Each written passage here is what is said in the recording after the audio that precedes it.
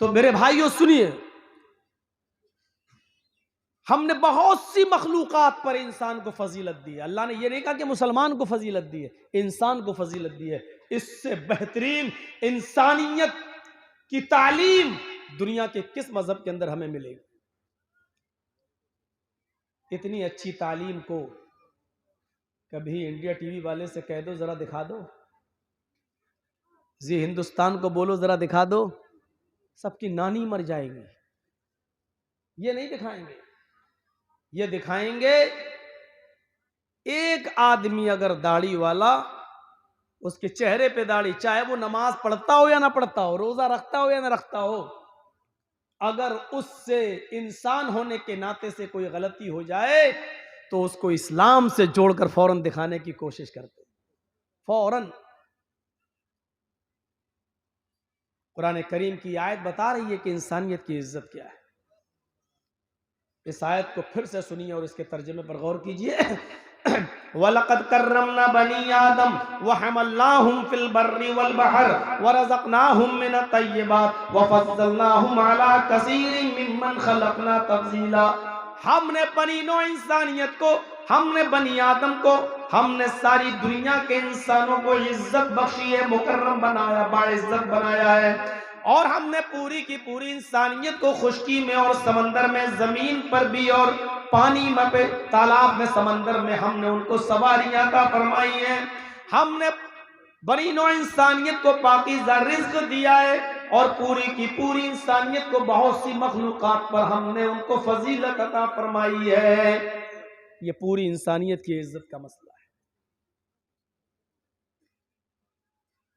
آئیے اب قرآن کریم کی ایک دوسری آیت ہم آپ کے سامنے پڑھنے جا رہے ہیں، جس میں اللہ تعالیٰ نے پوری دنیا کی انسانیت کو ایک خاندان سے جوڑا ہے. ایک خاندان سے جوڑ دیا، ایک کنبے اور قبیلے سے جوڑ دیا کہ تم الگ الگ مذہب کے ماننے والے تو ہو سکتے ہو، لیکن خاندان تمہارا ایک ہے، باپ تمہارا ایک ہے، ماں تمہاری ایک ہے. ایک خاندان سے جوڑ دیا. یا ایھا الناس انا خلقناکم من ذکر و انثی وجعلناکم شعوبا وقبائل لتعارفوا ان اکرمکم عند اللہ اتقاکم. ہائے سمپورن جگت کی مانو ذاتی، ہائے ساری دنیا کے انسانوں، تم سب آپس میں بھائی بھائی ہو، اس لیے کہ ہم نے تم کو ایک ہی مرد اور ایک ہی عورت سے پیدا کیا ہے. ان خلقناکم من ذکر و انثی، تمہارا باپ ایک، تمہاری ماں ایک، ایک ہی مرد اور ایک ہی عورت کی سنتان ہو تم، ایک ہی پرم پتا کے بیٹے ہو، تمہارا ایک ہی باپ ہے آدم، تم سب کی ایک ہی ماں ہے حوا. اسی کو تم منو کہہ لو، آشو کہہ لو، اور تمہاری ایک ہی ماں ہے حوا، جس کو تم شتروپا کہہ لو یا حوتی کہہ لو. ہندو بھائیوں، تمہاری کتاب میں اس پہلے منشیہ کا نام منو آیا ہے، ہمارے یہاں اس پہلے منشیہ کا نام آدم آیا ہے.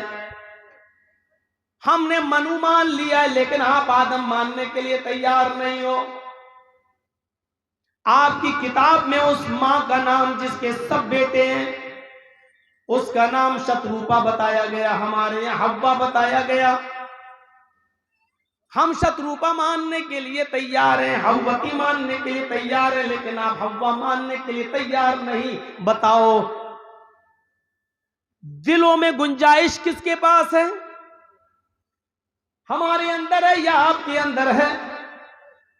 ہماری کتاب قرآن کہتی ہے، ہماری کتاب قرآن اللہ کا نازل کردہ قرآن ایشوریہ گرنتھ، یہ پوتر، اس کی پوتر پنکتیاں، اس کی یہ پوتر پنکتیاں یہ کہتی ہیں کہ ہے مانو ذاتی، ہے منشیو، ہے انسانوں، کہیں کے بھی رہنے والے ہو پوری دنیا میں، تمہارا باپ ایک ہے، ہم نے تم کو ایک ہی مرد اور ایک ہی عورت سے پیدا کیا ہے، تم سب ایک ہی ماں کے بیٹے ایک ہی باپ کے بیٹے ہو، اس لیے تم سب آپس میں بھائی بھائی ہو۔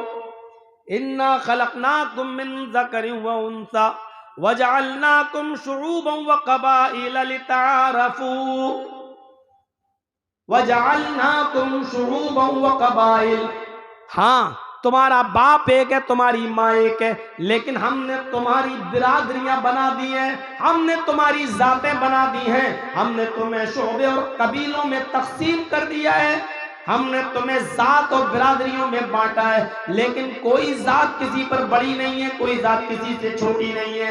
ہم نے تمہیں قبیلے اور برادریوں میں صرف اس لیے بانٹا ہے لِتَعَارَفُوا، تاکہ تم ایک دوسرے کو پہچان لو، تاکہ تم ایک دوسرے کو پہچان سکو۔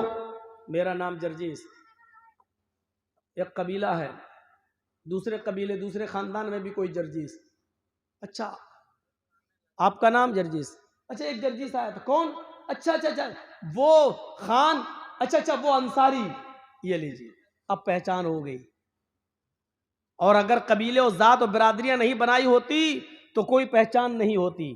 تو اللہ نے کہا ہم نے صرف تعارف کے لیے اور پہچان، تاکہ تم ایک دوسرے کو پہچان سکو، صرف پہچاننے کے لیے تمہاری ذاتیں برادریاں قبیلے بنائے ہیں۔ کوئی کسی پر بڑا کوئی کسی سے چھوٹا، یہ اگر کہتے ہو تو سب سے بڑے جاہل ہو۔ جہالت کی بو ہے یہاں سے اٹھتی ہے۔ خان یہ کہے کہ میں سب سے اونچی قوم ہوں، اور وہ یہ کہے کہ یہ برادری سب سے نیچی برادری ہے۔ سید کہے کہ میں سب سے اونچی قوم ہوں اور فلاں برادری سب سے نیچی۔ اگر کوئی یہ کہتا ہے تو وہ دنیا کا سب سے بڑا جاہل انسان ہے۔ جہالت کی بدبو آ رہی ہے اس کے منہ سے، وہ قرآن کا دشمن ہے، وہ اسلام کا دشمن ہے، وہ جناب محمد الرسول اللہ صلی اللہ علیہ وسلم کا دشمن ہے۔ وَجَعَلْنَاكُمْ شُعُوبًا وَقَبَائِلَ لِتَعَارَفُوا۔ حضرت بلال رضی اللہ تعالیٰ عنہ کو اللہ کے نبی نے مسجد نبی میں کہا تھا اَيْنَ الْبِلال، بلال کہاں ہے؟ وہ کہتے ہیں لبیک وسعدیک، میں یہاں ہوں اے اللہ کے نبی۔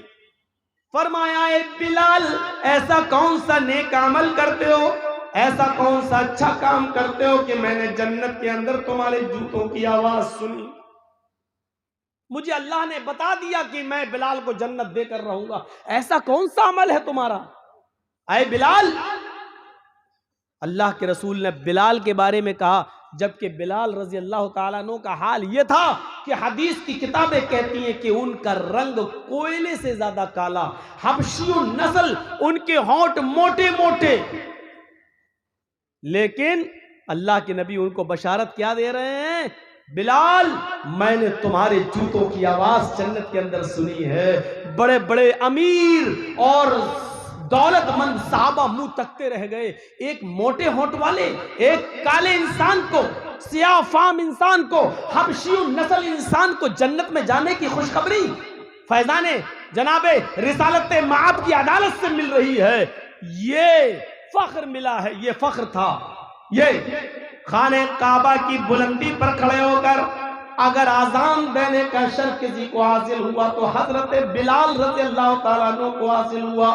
اللہ کے نبی صلی اللہ علیہ وسلم نے خانہ کعبہ کی وہ چابی حضرت بلال کے ہاتھ میں دی، اے بلال تم آذان دو گے، آذان دینے کا شرف اسی حبشی نسل، اسی کالے کلوٹے انسان کو دیا گیا جس کے بارے میں حدیث کی کتاب کہتی ہے کہ وہ کوئلے سے زیادہ کالے۔ لیکن غور کیجئے کہ یہ شرف، یہ بزرگی اگر مل رہی ہے تو حضرت بلال رضی اللہ تعالیٰ عنہ کو ملی، کوئی چھوٹا اور بڑا نہیں ہے۔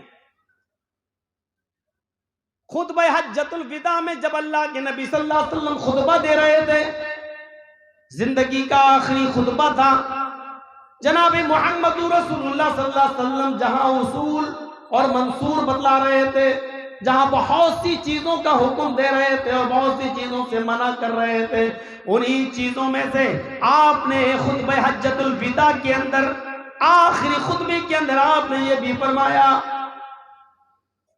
अला कुल्लुकुम बनी आदम व आदम मिन तुराब, लोगों तुम सब आदम के बेटे हो और आदम को मिट्टी से पैदा किया गया, तुम सब मिट्टी से पैदा किए गए हो। ला फज़्ल लिअरबिय्यिन अला अजमी वला लिअजमिय्यिन अला अरबी, किसी अरब के रहने वाले को किसी गैर अरब के ऊपर फौकियत नहीं है, और किसी गैर अरब के रहने वाले को अरब के रहने वाले पर कोई श्रेष्ठता और फौकियत नहीं है।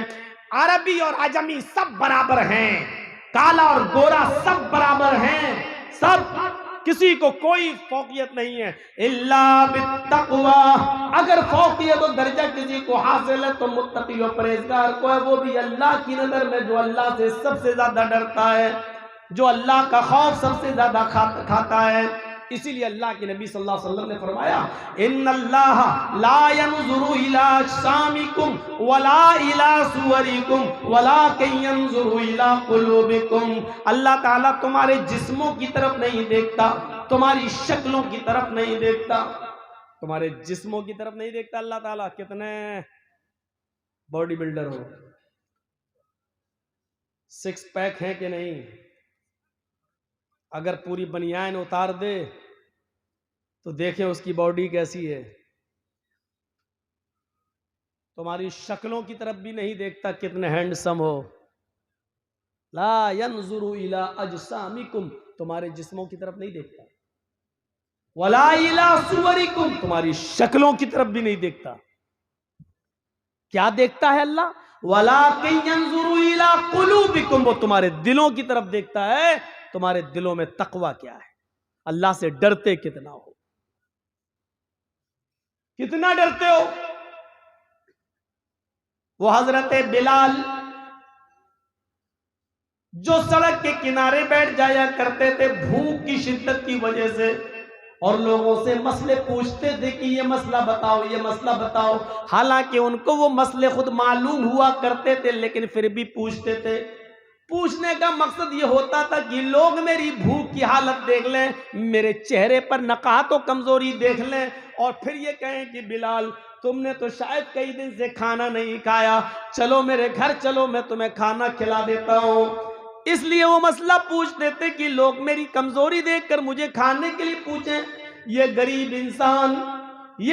इंसान हजरत उमर फारूक जब खलीफा बनाए गए, जब हजरत बिलाल उनके दरबार में जाते, हजरत बिलाल जब उनकी अदालत में पहुंचते तो हजरत उमर फारूक अपनी चटाई से उठ जाते और खड़े हो जाते और कहते, सैयदुना आजा सैयदुना, आज हमारे सरदार आ गए, हमारे सरदार आ गए।